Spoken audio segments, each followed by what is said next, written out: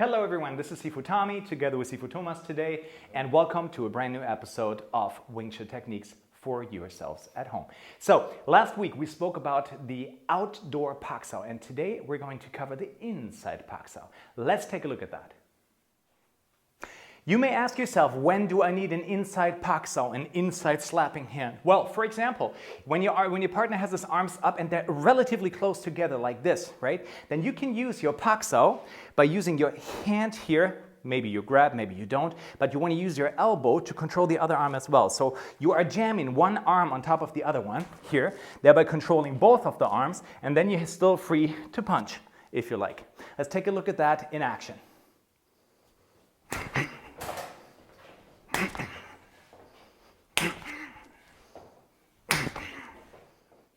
Another thing that's really cool about the inside Pak Sao is the usage of your elbow. You can use the elbow as a strike while you use the contacting arm. Could you please take the other hand forward?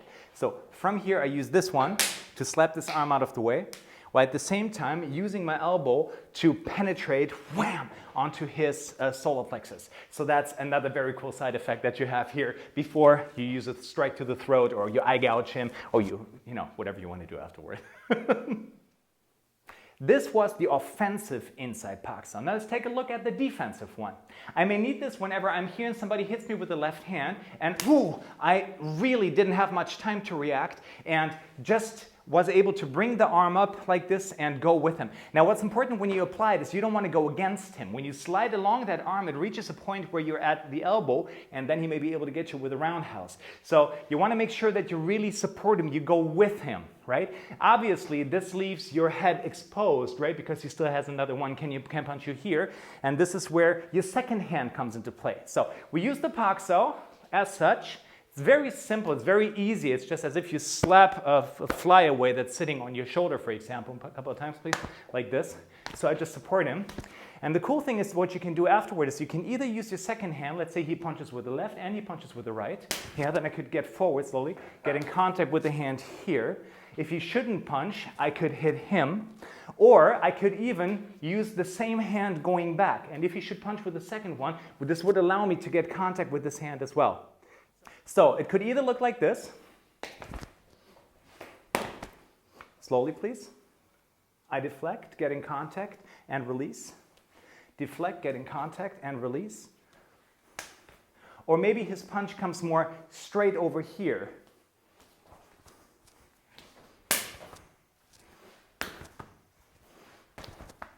Then maybe this is what happens. I deflect, I try to go to his throat, but his arm comes in and that turns me. Of course, then he can punch me again. So we can play this game a couple of times if we want to, until we're actually able to get the guy. A few applications for this.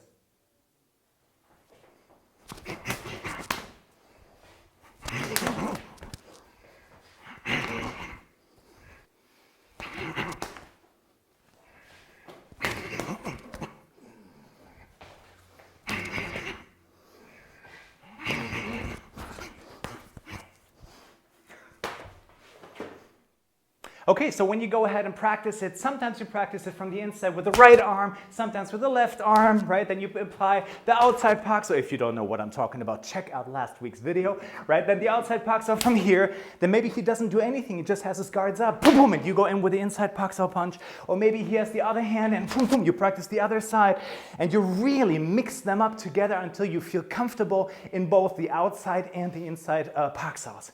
I wish you a wonderful, amazing week. Everybody stay strong and stay fit and stay healthy, and we will see you in next week's video. Bye-bye.